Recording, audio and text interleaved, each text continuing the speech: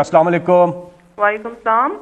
جی آپ prime minister صاحب سے مخاطب ہیں, بات کیجیے گا. جی میں راولپنڈی سے سعیدہ ناز بات کر رہی ہوں اور میں ایک ہاؤس وائف ہوں.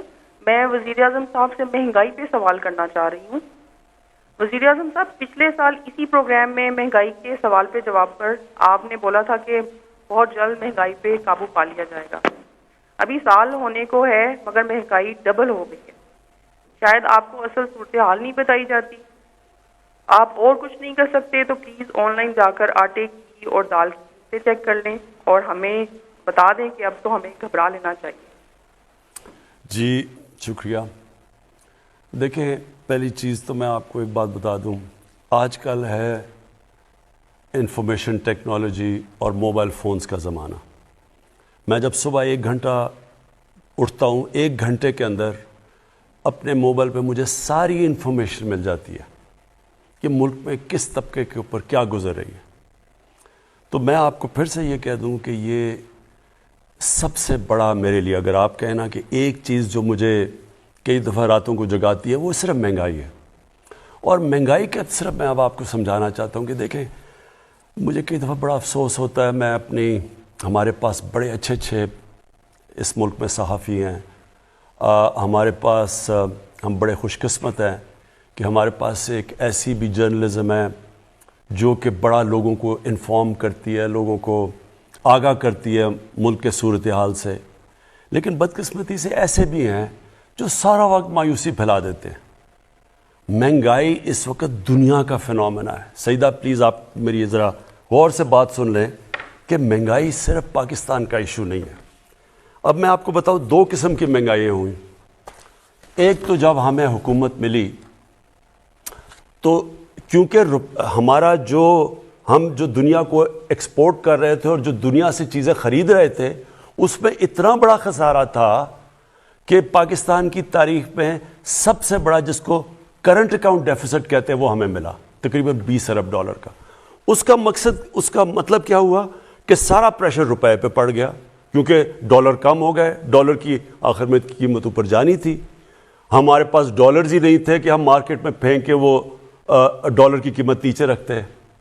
تو جب ہمارے اوپر سارا بوجھ پڑا تو روپیہ جب گرا, جب روپیہ گرتا ہے تو جو چیزیں ہم امپورٹ کرتے ہیں مہنگی ہو جاتی ہیں. تو پہلا تو لہر مہنگائی کی تب آئی جب روپیہ نیچے گیا اور اپنے لیول پہ پہنچا. تو ایک تو اس کی مہنگائی آئی اس کی وجہ سے. یہ دوسرا یہ مہنگائی کا جو آپ آج بات کر رہے ہیں نا کہ سال پہلے اور اب میں کیا فرق ہے, میں ذرا آپ کو صرف بتانا چاہتا ہوں کہ یہ اب ایک کرونا کی وجہ سے دنیا کے اندر جو سپلائی شارٹیجز ہوئیں, یہ اب اس کی لہر آئی ہوئی ہے. اور اس میں پاکستان اکیلا نہیں ہے ملوث اس مہنگائی میں. آپ کو یہ پتہ ہونا چاہیے کہ ہمارے سے وہ ملک, امیر ترین ملک یعنی برطانیہ کی 50, اس کی صرف 6 کروڑ آبادی ہے, ہماری 22 کروڑ ہے. ان کا جو سالانہ آمدنی ہے, جو GDP کہتے ہیں, وہ تقریباً 50 گنا ہے پاکستان سے زیادہ. اب ان کی امریکہ کی میں اس لیے مثال دیتا ہوں کہ ہم نے کووڈ کے دوران جو سب سے زیادہ پیسہ خرچ کیا عوام کی بھلائی کے لیے, مدد کرنے کے لیے, وہ $8 ارب تھا. امریکہ اب تک $6,000 ارب خرچ کر چکا ہے. تو پہلے ذرا دیکھ لیں کہ ہماری حالات کیا ہیں, ان کے کیا ہیں. اب میں صرف آپ کو یہ بتانا چاہتا ہوں کہ ان ملکوں کے اندر کیا گزر رہی ہے. پہلے یہ ورلڈ فوڈ پرائسز, یہ اس وقت دنیا میں 10 سال سب سے زیادہ مہنگائی ہے. امریکہ کے اندر یہ ہیڈ لائن ہے 40 سال میں سب سے زیادہ مہنگائی ہے. جاپان کی دسمبر ہول سیل انفلیشن, یہ رائٹرز کے مطابق, یہ ان کی 20 سال میں جاپان میں مہنگائی آئی ہے.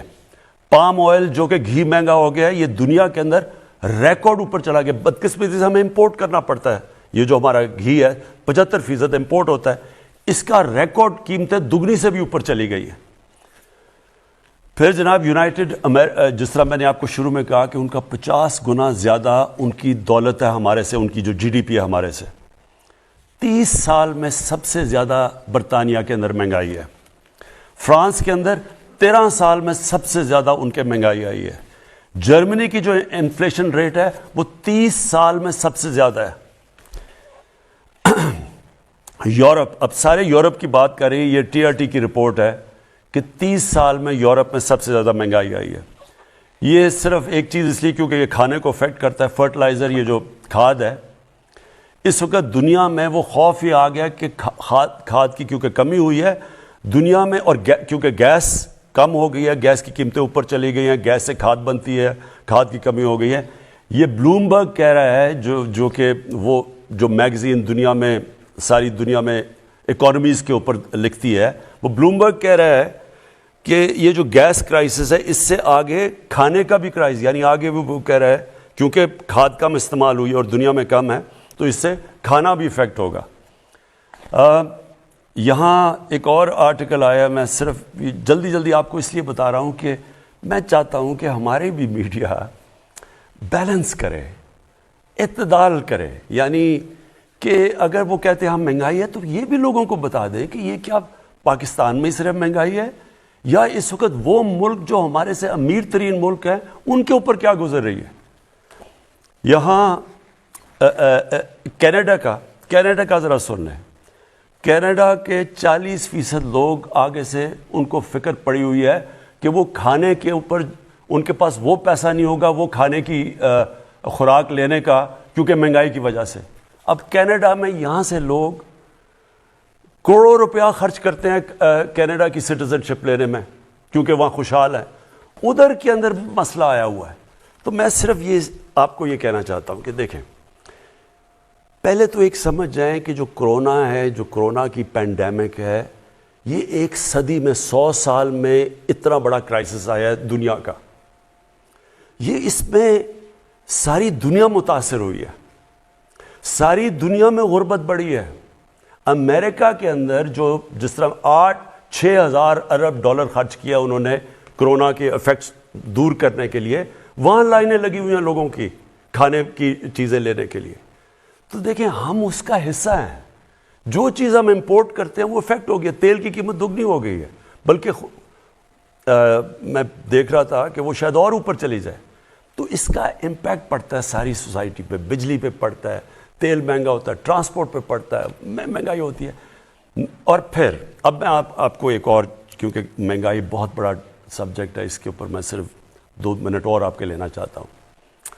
پاکستان کے اندر سب سے زیادہ جو مہنگائی کا امپیکٹ کون سے طبقے کو ہوا ہے؟ تنخواہ دار طبقے کو.